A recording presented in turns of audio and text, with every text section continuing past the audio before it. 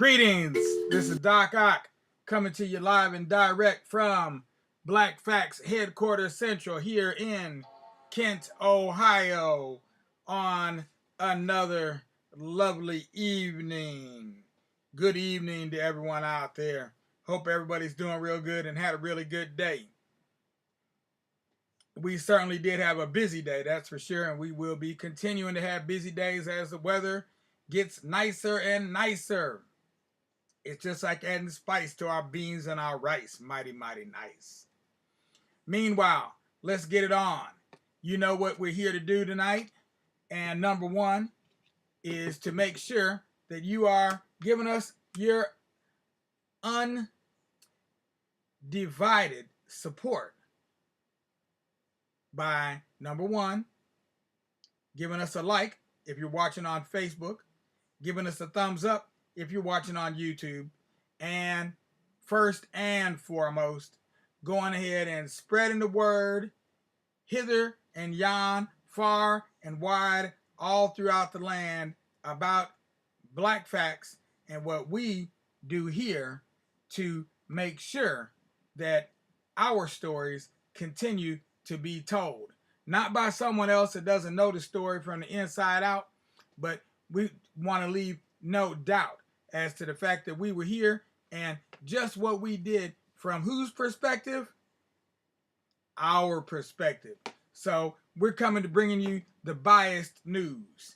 Absolutely, because we're going to bring it from our perspective.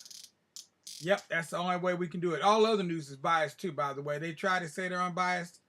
That's not true. All right, so for tonight, proverb for tonight is, one does not slaughter a calf before its mother's eyes. One does not slaughter a calf before its mother's eyes. So that might be a good thing to keep in mind. Don't slaughter your calf while the mama's looking. All right? Yeah, that might be a good idea if you don't, especially if you don't want to get gored by a mad cow. That could be painful. And that was a proverb from Kenya, Kenyan proverb. So tonight, you know what we're going to do. We're going to continue telling the story of the Black Panther Party for Self-Defense as told in this particular graphic novel. First of its kind. Need I remind you, this is a brand new book. It just came out this year. And we're bringing you a good portion of the book. Matter of fact, we're not going to read too much longer from this book because we're just about at the middle of it. And we're probably going to read till about the middle and then go ahead and switch gears and go ahead and read from another book to finish out the month. Because we have been saying this from the very beginning. We do not want to infringe on the copyright of the copyright holders of the book. We only want to give people a taste of what's in the book. So we don't want to tell you the whole story, but we want to give you enough of the story to pique your interest, to get you to go out and get a copy for yourself. Because when you see the imagery that we are presenting to you here, decidedly it's somewhat fuzzy. Okay? They're not the best images. They're not high res, etc., etc., etc. We know that already. You don't got to tell us that. And you can only see them if you're watching this on YouTube, by the way. For those of you who are still watching this on Facebook, switch to the tube if you want to get the full Molly. That's where you need to be, on YouTube. So go ahead and do that. And meanwhile, we're getting all of our eggs in the right baskets over here, a tisket, a tasket. We getting ready to put something in the basket. Right here, right now. All right, now we're hitting on all cylinders. So let's go ahead and see what do we have to present to you tonight. Let's see if we can get this to play right. And doesn't want to play right with this at the moment, but we'll just go ahead and we'll hook this up here. Takes us a second. Uno segundo. Boom. There we go. All right. And now we can go ahead and do that. This is where we left off at last night, although that's not how it looked. Looked a little better than that because we were on the slideshow version. Okay, now let's try it that way. Whoops. Still didn't do it. Okay, go slideshow. And then like that. Now let's see it. Now that's strange. Why is it doing that?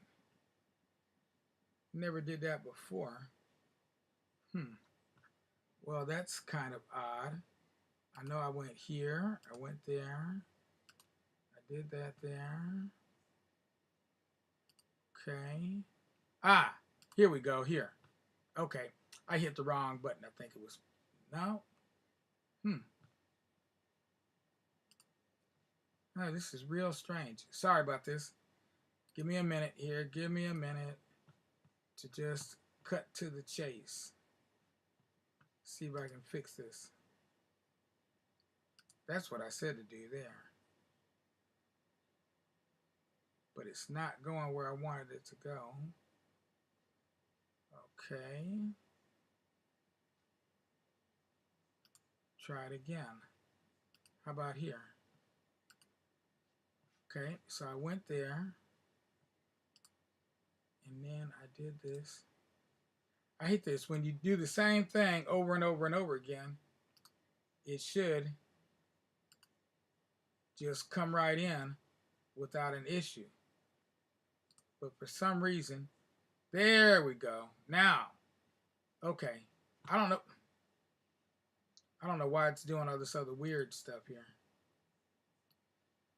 Now, okay. Okay, now we're in there. We'll go black one time.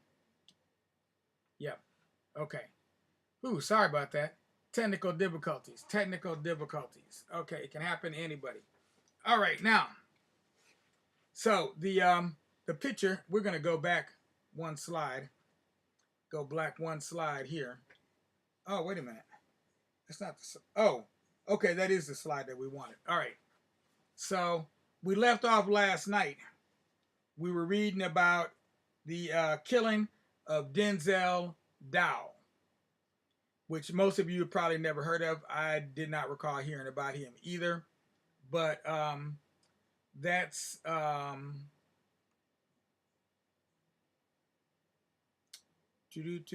there. That's where we left off last night. And the news from our perspective was presented via the Black Panther Party newspaper.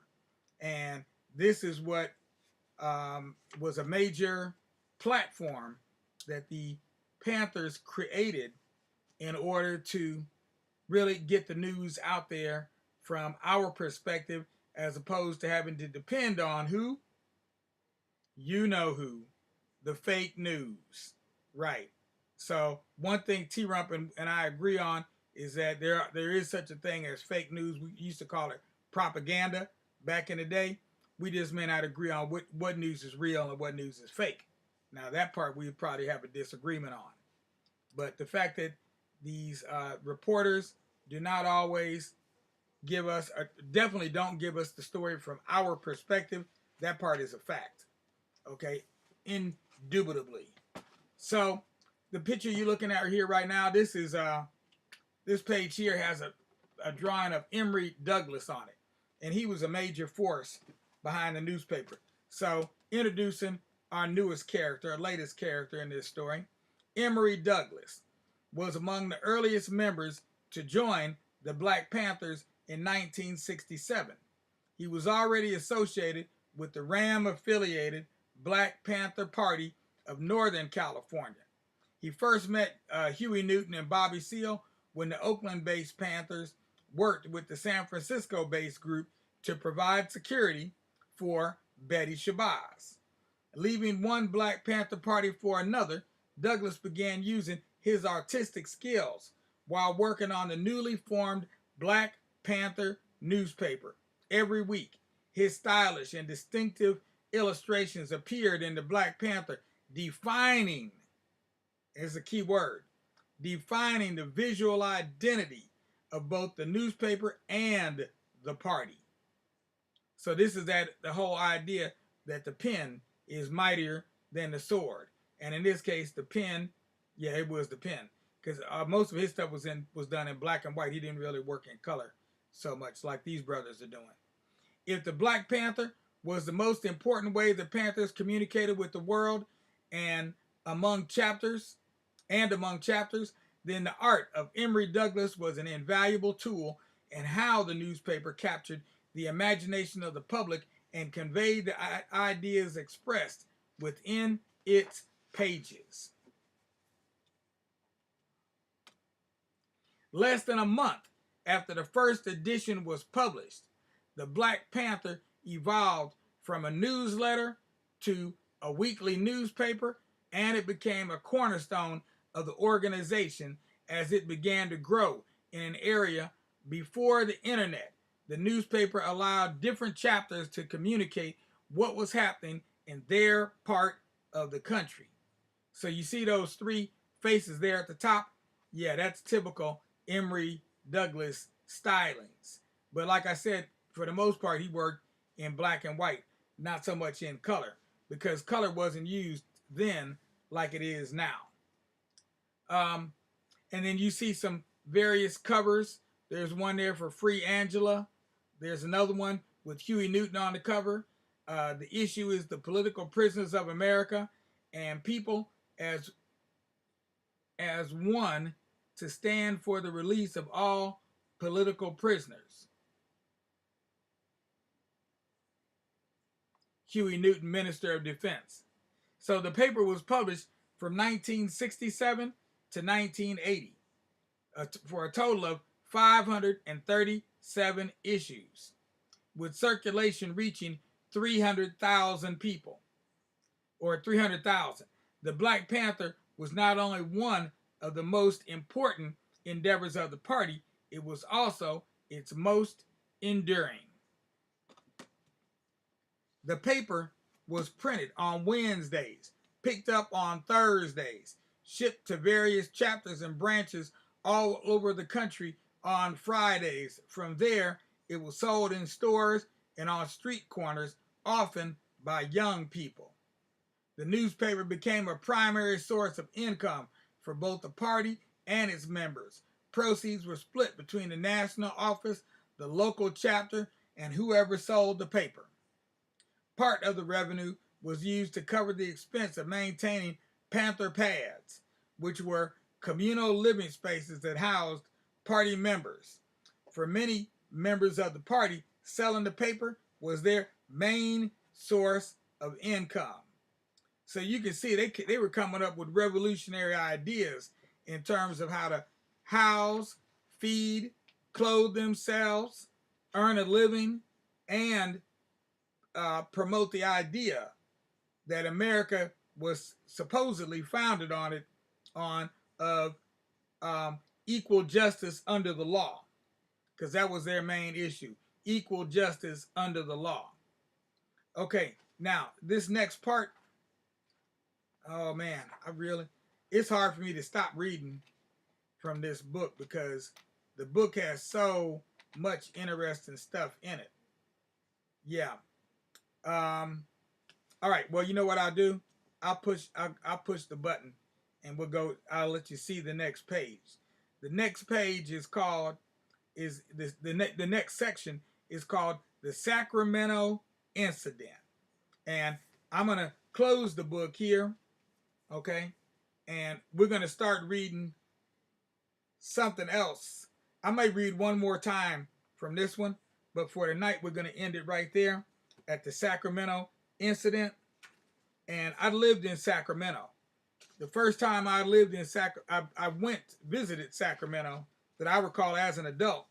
The first time I visited Sacramento, I thought the place was such a Squaresville that I literally got out of town, and on my way out of town, my primary thought was that would be the last place I'd ever live on the planet Earth, because it was just that the town felt like it was just that square, because when I got there it was about 5 o'clock and the whole town was shut down on a weekday or weeknight. And I was like, dang, what kind of town is this? Everything shuts down at 5 o'clock. Because LA, everything's open, for years. Everything's been open all the time. It used to be in other parts of the country, like Ohio, Sundays, you couldn't do anything.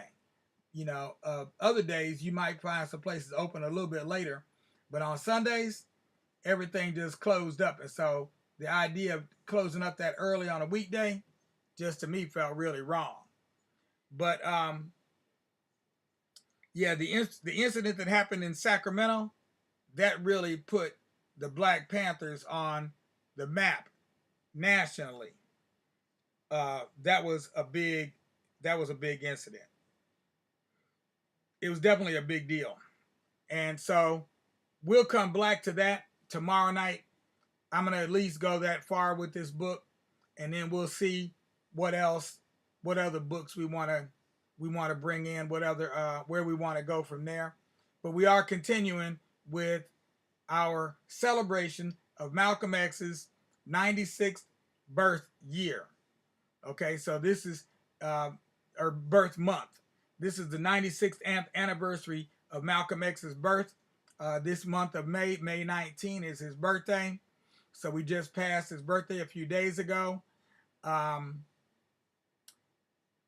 in order to continue telling these kinds of stories that are not being told anywhere by anybody, for the most part, we need your support. Here's what we need. Number one, give us a like if you're watching us on Facebook. Number two, give us a thumbs up if you're watching on YouTube.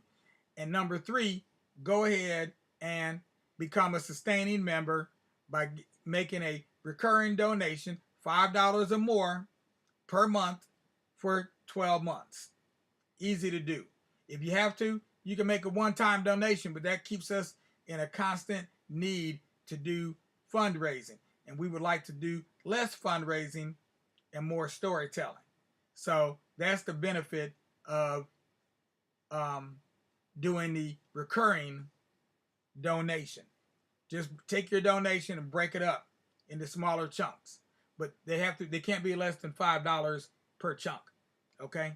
Because $5 is the least you can donate, the smallest donation. All right. In the meanwhile, we're going to go ahead and put all you little children to bed.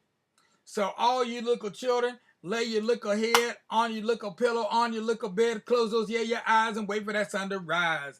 When you feel those sunbeams beaming down on your eyes, that's when you know it's time to rise and shine, oh children of mine.